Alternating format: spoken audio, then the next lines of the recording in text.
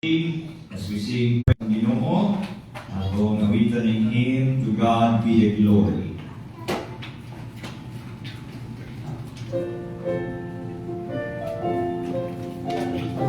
Page 17.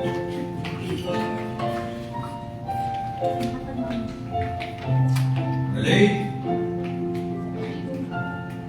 To God be the glory, great things He has done. So lovely the world that He gave us His Son, who yielded His life and atonement for sin, and opened the life gate that all may go in. Praise the Lord, let the earth hear His voice.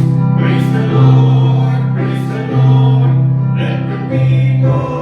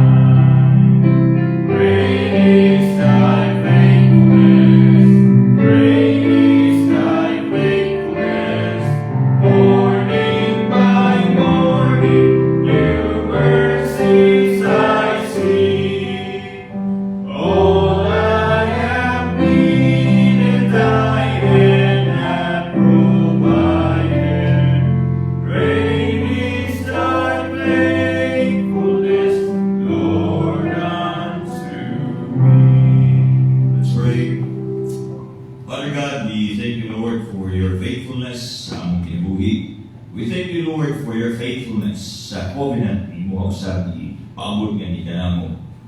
Despite, Lord, of everything that is happening karon sa kalibutan, we thank you, and we know that we can trust in you, in who you are, what you are doing, what we're going to do, because you are transcendent, you are sovereign, you see the past, present, and future, you hold all of the time. Manang Ginoo, makasalig kami kanimo, and we trust in you that you will preserve the church, and you will preserve your people, and we pray, Lord, nga sa padayon namong pagkinabuhi, walay lain namong mapasinunggan, kundi ikaw lamang gayon. And we pray, Lord, nga even pa usab sa among pagpaminaw karon sa imong pulong o sa among pag-ampo, I pray that your name will be glorified, and I pray, Lord, that you will be pleased, and I pray, Lord, that kung among mga panag-awit na himong mahumot usab ng insenso na nasa imong atubangan, sa kanimo namo dinatugyan, dinasalig ng tanan, sa pangalan ni Jesus ang maluluwas. Amen o Amen. Amen. Mag-lingkod ang tanan.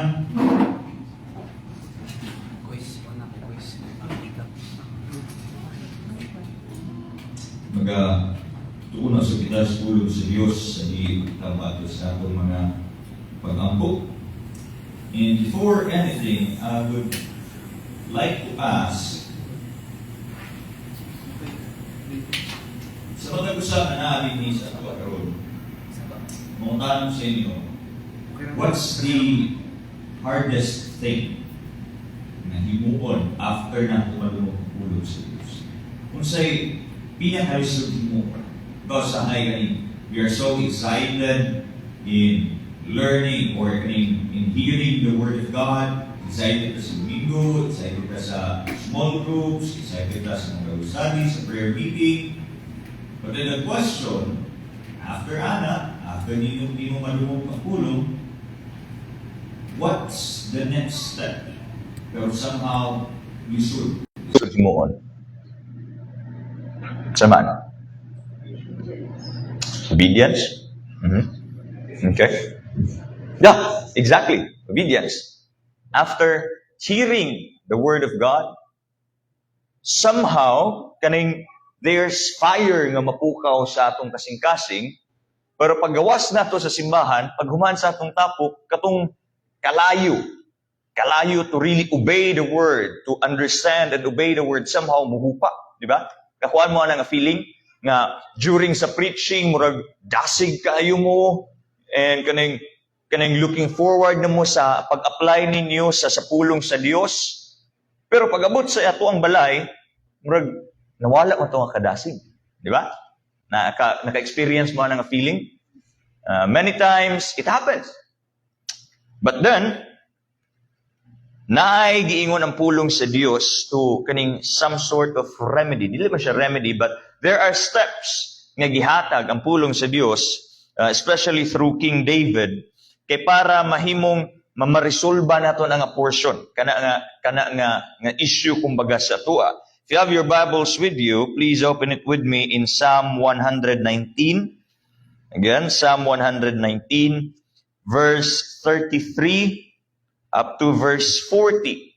Now, kaning Psalm 119, this is actually a passage kung asa gitagaan yun og bili ni Salmista David ang pulong sa Dios. Gani man din itong isa sa mga pinakailado nga passage, Psalm 119, 105. Okay, the word is the lamp unto my feet and the light unto my path. Kanang Psalm 119, 105, it's like the summary sa importance sa scripture, and at the same time that is also the summary of Psalms or Psalm 119. Okay? Now, in this portion, bahin-bahin man gud ni, in this portion, verse 33 to 40, there you will see ang kung unsay angay natong himuon after hearing the word, or not just after, but actually before, during, o after. Na mga steps nga di-mention din ha si Psalmista David. Akong basahon, verse 33 ngadto sa 40, teach me, O Lord, the way of thy statutes, and I shall keep it unto the end. Give me understanding, and I shall keep thy law. Yea, I shall observe it with my whole heart. Make me to go in the path of thy commandments, for therein I do delight. Incline my heart unto thy testimonies, and not covetousness. Turn away my eyes from beholding vanity, and quicken thou me in thy way. Establish thy word unto thy servant who is devoted to thy fear. Turn away my reproach which I fear, for thy judgments are good. Behold, I have longed after thy precepts.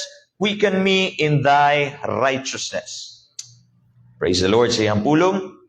Nay, ubay-ubay din nga gihatag ang Dios, or gihatag ang Dios nga mga pagtulunan through the psalmist David. And then unang-una din is in verse 33. Ato ani siyang imimimi nato ni siyang pattern. Okay? The first one is teach me. Verse 33, teach me. That speaks of unsa, receiving instructions. Teach me is receiving information, receiving what should be done. But then ang gipangayuhan din ni Salmista David is kinsa? The Lord. Okay? The Lord. Oftentimes we hear that kaning saying, unsa ito nga saying, experience is the best teacher. Well, the scriptures tells us the Lord is the best teacher. But then unsay ginagamit sa Dios? Daghan nga mga butang. Our experience, the scripture, and even godly people. Diba? It's not kaning scripture lang tanan or experience lang tanan, although tanan magyud, we do believe that the scripture is sufficient sa pagkinabuhi nga Dios nun. But then ang manifestation po sa mga teachings sa scripture, oftentimes makita nato nga ginakabuhi sa uban. That's why we are blessed with people nga who are faithful despite of everything nga nagakahitabo silang kinabuhi.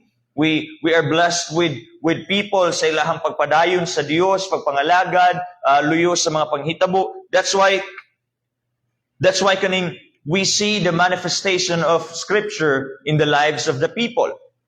But then also we see the kaning what our lives shouldn't be sa mga tao nga wala nagasunod sa scripture, which is also mentioned in the scripture. Diba? And kani nga mga pagtulunan, we can only appreciate it and we can only get the best of it if we see it as a teaching from the Lord. Diba? We don't view it as comparison. Kumbaga, take for example nga, mas maayo ang iyahang pagkinabuhi, so instead nga mabless ko, I will make it as a comparison. Well, that's not from the Lord na. That's from your envious heart. Or take for example, makita nimo nga ang iyahang kinabuhi kay wala na nagkadimao, padayon sa pagpakasala, and then we belittle that person, atuwa siyang tamayon, atuwa siyang itunglo. Somehow, it's not from the Lord na. Usahay, rooted na siya sa kaning kasing-kasing nga madumtanon, especially if kana nga tao is namoy history kaniadto. But then if we see it as a teaching from the Lord, there we will see godly wisdom, godly instructions, which is maoy giangkong kundi gipangayo ni Salmista David dinhi, teach me, O Lord.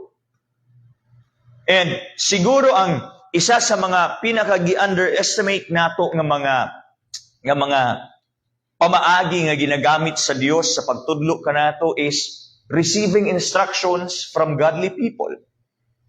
No? Kinsa man ni mga godly people, ato ang mga kaubanan sa simbahan, the elderlies, no? Ang mga deacons, kung kinsa man inyong nailhan, these are people also used by God to teach us His ways. Usahay, especially sa tuwang mga kabatanunan, dili kay ta uyon sa mga pamaagi, sa mga hamtong. Tama? Diba? Oftentimes, I would say na ay mga panahon nga tama ta. But then not all the times. Why? Because many times, God also uses the people nga abi natog wala tay makutlo sa ilaha. Or abi natog ang ilahang ways are obsolete na. Diba? Ang sa mga libro, sa library, usahay ginawala ng mga daan nga libro, kaya nga naman, obsolete na. Dili na daw kaning, kasi tawag kaning ang iyahang information is dili na fit sa ato ang panahon karon. And sometimes we treat older people the same way. Tama ba? Tama ba mga batanon? Tama? Dili? Tama? Dili? Diba? Oftentimes, we treat people the same way. Nga kay tigulang na sila, so the information that they have is obsolete. Dili na, muingon na, unsay pinaka-common nga phrase. Inyuha man na sa una, lahi naman sa muwaron. Di ba? Nakastorya naman na, Jay. Nakastorya na ka na, Jay.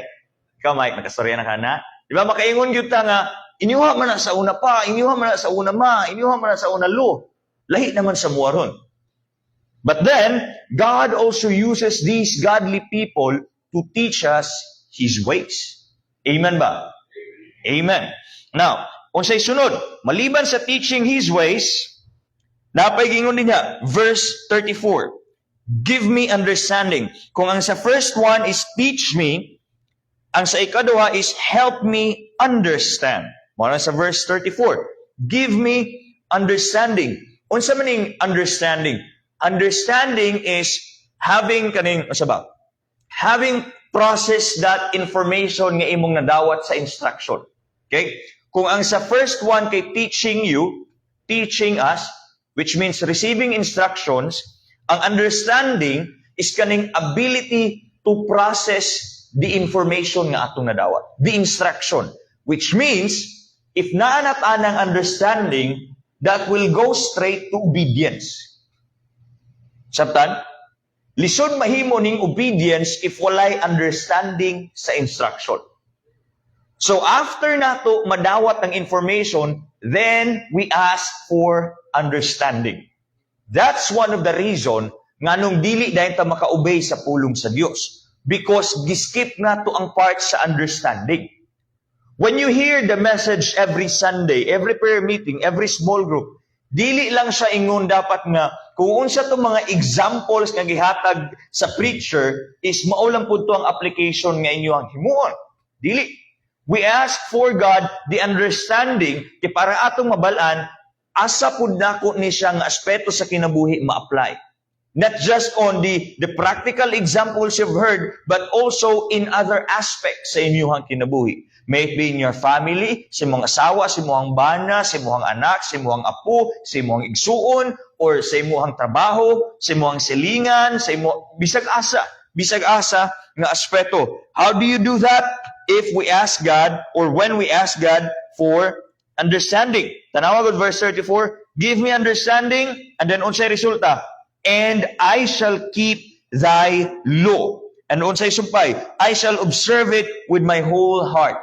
We can only practice what we've heard. We can only keep the law. We can only observe it with our whole heart if we have the understanding sa kung unsa to'y gitudlo sa tuwa. Amen ba? Amen. Now, ikatulo, we have teach me, we have help me understand, and then ikatulo is unsa?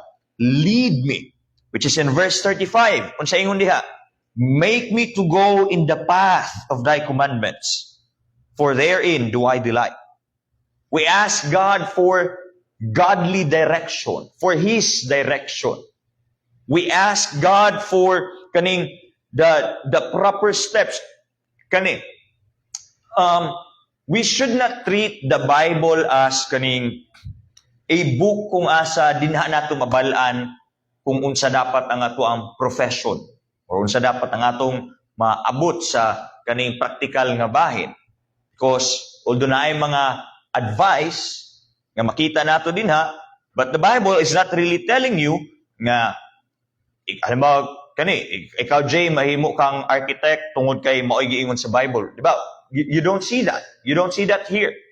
Unsay leading nga ginahisgutan din here? What is it that we see in the scriptures nga atwa usab ma-apply sa tuang pang-adlaw-adlaw nga pagkinabuhi or even in our careers? The guidance that we see in the scripture. Unsay makita nato dinhi in the book of Thessalonians, we see there nga unsa we need to pray without ceasing, to rejoice always. How can we follow the steps of God? By doing kung unsa tong giingon dito.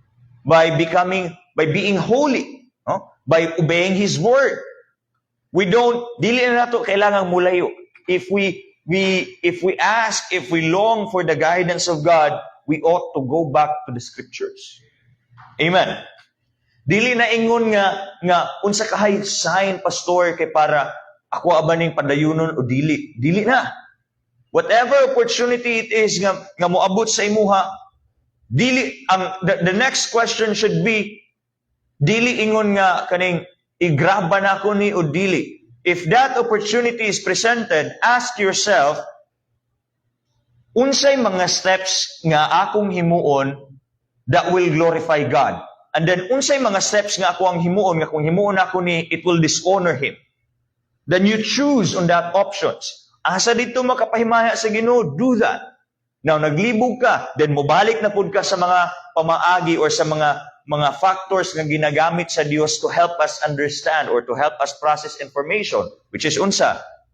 Katong mga experience nga maayo sa uban, experience nga dili maayo sa uban, the scriptures, the church, the godly people. Okay? Now, unsa pay ingon? We have teach me, help me, lead me, and then ikaapat, we have change me. Asa man na, verse 36, incline my heart unto thy testimonies and not covetousness. Usahay, we miss the leading of God because our hearts are not changed. Not necessarily changed nga kaning salvation, that our hearts are regenerated, but oftentimes in a way nga kaning, halimbawa, you have something that you prayed for already, but then your heart is already fixed, despite knowing nga kani, basig, makasala ka, or malayo ka sa fellowship sa Dios, or malayo, mga anak nga butang, but then your decision is fixed, because na kay benefit nga madawat if you do that. You will miss the leading of God if unsa, your heart is not changed. Unsa ingon din sa pulong sa Dios, to incline our hearts sa kung unsay iyahang pagbuot unto thy testimonies. Whatever it is that God wills, may our heart be inclined to that. That way, we don't miss His leading. I'm pretty sure dili lang ako. But many sa tuwa, if not all of us, we have something that kaning gipangayo nato sa Ginoo. But then, somehow deep inside our hearts, we know nga if kani mahitabo, makasala ta. Pero murag fixated na to ang heart, ana.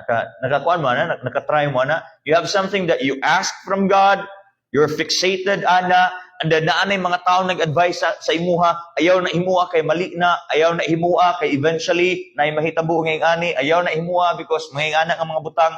But because your heart is so fixated, sa kana nga maimuha lagi na, mahitabo ni sa kani nga panahon, sa kani nga timeline,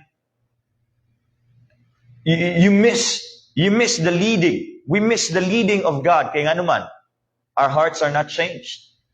We still believe that our ways are better than His. No? But then in order for us to be led properly, our hearts ought to be changed. Buti pasabot, we desire for His word. We desire for His will. We desire for His guidance. Not the outcome, but His presence during the process. Amen. Okay? Tanawa ha? We desire not for the outcome, okay? Not just for the outcome, but His presence during the process. That way, we don't miss His leading. Amen. Amen. We have pila na to. Upat, teach me, help me, lead me, change me. Ikalima, remove from me. Remove from me. Verse 37, turn away mine eyes from beholding vanity. Vanity, whatever it is nga vain. Remove from me unsa distractions. That speaks of our purity. Now, oftentimes, during sa leading sa Dios, padulong na ta, naana ta, nagasunod na ta. But then, hilig kay ta maglingi-lingi. Or hilig ta muhunong sa dugay. Why? Because we are distracted. Ang nakapait pag yun, ang nakapadistract sa tuwa kay unsa. Unsay gi-mention dinhi? Vanity. things that are vain. Now, siguro mo ingon mo, Pastor, dili naman ko tempted sa sexual immorality, dili man ko tempted mangawat. Not necessarily nga ang vanity naga-speak of those things. Nga sexual immorality or whatever it is nga gimension sa Ten Commandments, not necessarily kana. Even the simplest of things that we do every single day. Unsa may mga vain nga mga butang, doom scrolling. Diba? Kanang magbabad ka sa mo ang cellphone o tag isa ka oras, 2 ka oras, wa kay gihimo. That's vanity. Amen. Pikpikan man katapat ingna, undangi sigig scroll. Undangi sigig scroll. Doing the things nga kaning dili productive. Diba? Dili productive. It's counterproductive. Those are distractions. Kaning mga butang, kaning mga phone, the internet, all these things, kay gitugot sa Ginoo nga ma-invent because it's not good nor evil. But then we can also get something good out of it. But then oftentimes, we abuse the kaning ang kahayahay, ang convenience nga mahatag ani tanan, and the moment we abuse whatever it is nga gitugot sa Ginoo in a way nga dili proper, then it's in vain. It's vanity. It's vanity. And dili lang doom scrolling, unsa pa man, sige daw, unsa maisip ninyo mga example nga murag everyday ginahimo nato but then it's in vain. Unsa pa man? Unsa pa?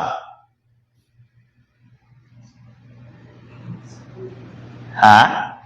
Unsa to ninang? Scrolling gyud. Siguro karon murag diha gyud no scrolling gyud. Sa una siguro or more like sa mga bukid-bukid kay kaning kuan, chismis, no? Kaning storya nga way katapusan. Nya walay unod nga storya. Puro pangdaot, puro libak or unsa ba? Now, there are moments nga ang conversation is good. Especially you check on a person, you're having fellowship. But then if kaning taas na nga storya, and then walay na-cultivate, dili ma-cultivate inyong relationship, dili ma-cultivate ang fellowship with the Lord, walay bisag unsa nga maayo, that's vanity. Amen. Now, unsay giingon dinhi? Turn mine eyes from beholding vanity. But pasabot, remove from me whatever it is nga tanaw ninyo every single day ginahimo ninyo, but then it's not productive, it's not honoring the Lord, that's vanity. Now, unsay sunod? We have teach me, help me, lead me, change me, remove from me. Unsay giingon sa sumpay? The next one is revive me. Unsay naarapod sa verse 37, second part, and quicken thou me in thy way. Unsay buti pasabot ana, we ask strength from the Lord. Kaya di ba during sa iyahang leading, and then we are distracted, and then ma-realize nato distracted na ta, unsay mabati dayon nato? Kapoy man. Lord, kapoy man mo padayon. Nganong gikapoy man ka? Kay na-distract man ka. Okay? Na-distract ka. Kani daw. Remember the time when you were so focused sa imuhang trabaho or sa imuhang paper, sa imuhang thesis, sa imuhang project. Di ba when you are so focused sa isa ka butang, dili niyo ma-realize nga makapoy ka not until mahuman. Di ba? When you are focused, when you are fixated on kaning humanon gyud nimo ni or mahuman gyud nimo ang production ani, somehow you will enjoy the process. Tama ba? You will enjoy the process. But then, if you are distracted, mag-cellphone ka dinhi, mag-YouTube ka dinhi, storesa ka dinhi, gawasa ka dinhi, wala pa 50% sa imong trabaho mo ingon dayon ka unsa. Kapoy man. Pahuway sa siguro ko. Unsay nagapakapoy sa tuwa? Not the ways of the Lord. Okay?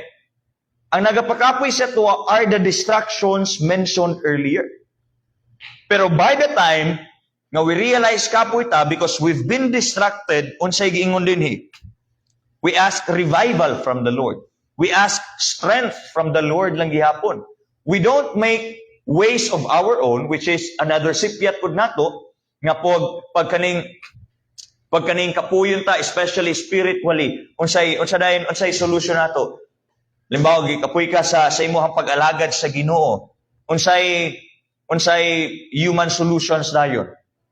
Amo, mupahuway sa siguro ko, di siya kumusimba karon, mag soul searching sa ako, ba? Amo undang sa ako sa kuang ministry, kaning magmuni-muni sa ako, di siya kumusturya sa ilaha. Pero unsay giingon dinhi? Quicken me in thy way. The ways of the Lord lang gihapon. His word, His people, His fellowship. Not the other way around. Amen. Amen. So pagkapuyon ka, mga igsoon, timan ini, pagkapuyon ka, sa imong lakaw espirituhanon, tanawan na mo ang katapad. Tanawan ang mga naong sa imong katapad. Eventually, maura pud na'y gamiton sa Ginoo para i-revive imuhang kusog. Amen.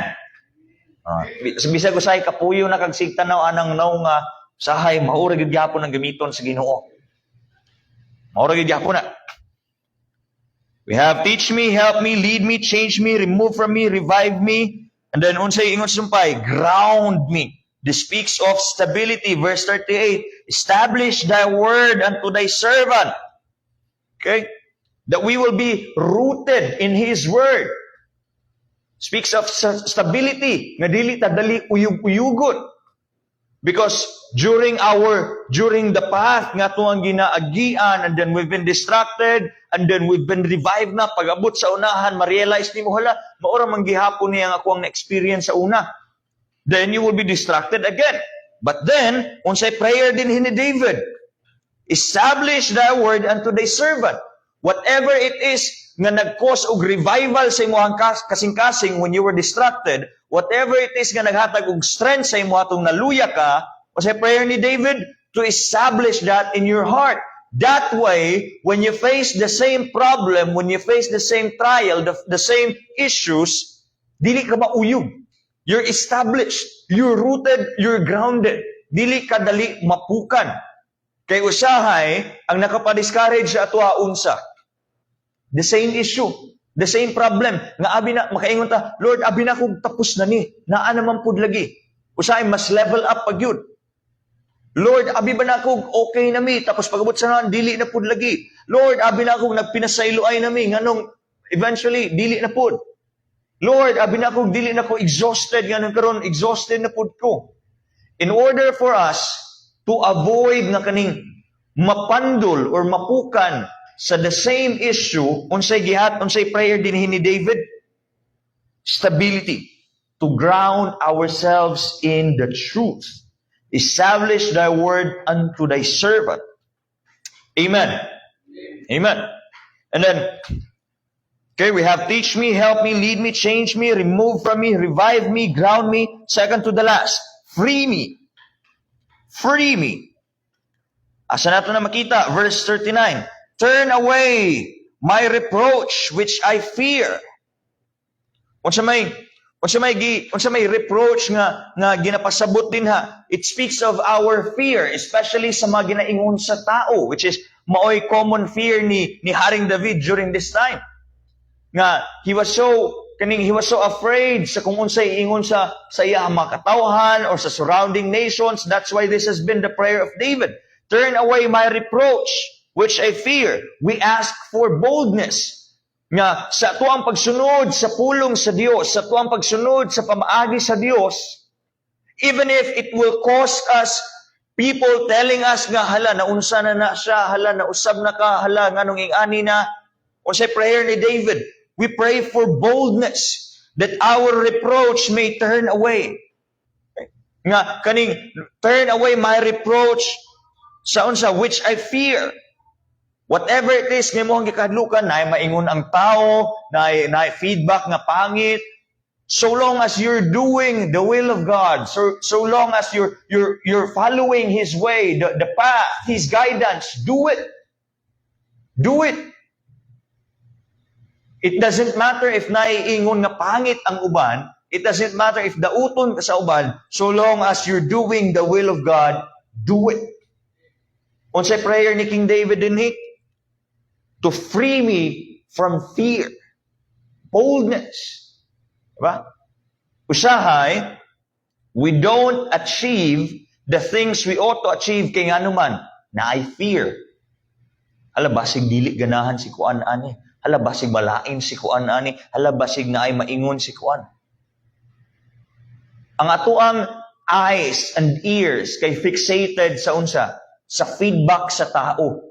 Where it should be focused and fixated sa unsa? Sa feedback sa Ginoo. Amen. Amen. We need to seek the feedback of God, not the people. Kaya nga naman, mao na ni. The heart of every Christian is kuan, dili dapat people pleaser.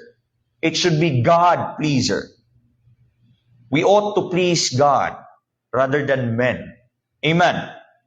Amen. And then the last one.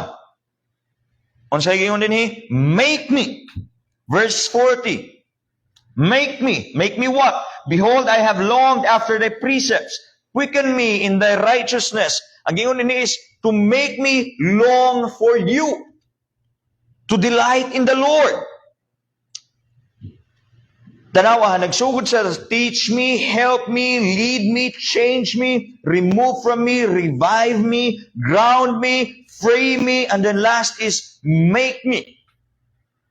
Pastor, dili ba ni murag ginapugos ta tanan ani? Well, this is the prayer of King David.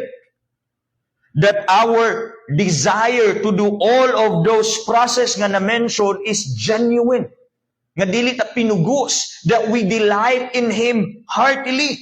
That we delight in Him truly. If you feel nga ang imuhang pagsunod sa Dios, ang imuhang ministry nga ginahimo karon is not kaning murag burden kaayo sa imuha, then this is the prayer you ought to pray. To make yourself long for God.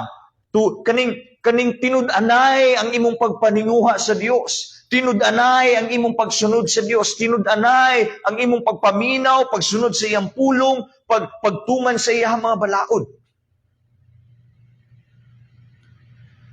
Kini nga issue, this would be for someone nga dugay na sa simbahan. Dugay na sa ministry. Especially sa pastor's kids. Nakasinati ko sa una, bata pa kayo ko. Makaingon ko, na ako sa ministry. Bata pa kayo, supposed to be, I'm enjoying my childhood. Dula ko dito. Na ako sa gym, magdulag basketball, magdula og lastiko, magdampa. Nya kalit lang na mo apas ako kay Paul, mag-practice na daw mo. Sana sige mag-practice. Uy, burden na. Kaya ano man, during that time, I wasn't doing it heartily. I was doing it simply because ako ra may available. Ako ra may capable. Now, but the prayer of King David din is unsa. Whatever it is you're doing, whatever it is we are doing, we ought to do it heartily. We ought to do it truly. And if you're not doing it truly, you're not doing it heartily, this is your prayer. To make me long for you. I-push na to atong kalag, i-encourage na to ang atong kalagaon sa my soul long for God. Truly. Diba? And through these steps, before, during, and after hearing the word, this is the pattern na gihatag ni King David in order for us to really makuha nato ang pinakaunod sa iyang pulong. Nga, usahay, dito lang takutob sa teach me nga part. Pero pag abot sa unahan, di ba, kapansin mo, pila to kabuok ng mga pamaagi, ha? Pila to kabuok? We have 1, 2, 3, 4, 5, 6, 7, 8, 9. Oh, we have 9. Pero dito lang tayo sa ikutob sa teach me. Kay, dili na ta maka-understand, maunang dili na ta maka-obey sa iyang leading, ang atong hearts are not changed, we are distracted, dili na ta strengthened, we're not rooted in truth, we're not free from fear, and we don't long for Him. Di ba? Nakita niyo? Nakita niyo akong pasabot? Sa dito lang takutob sa teach me. There's more.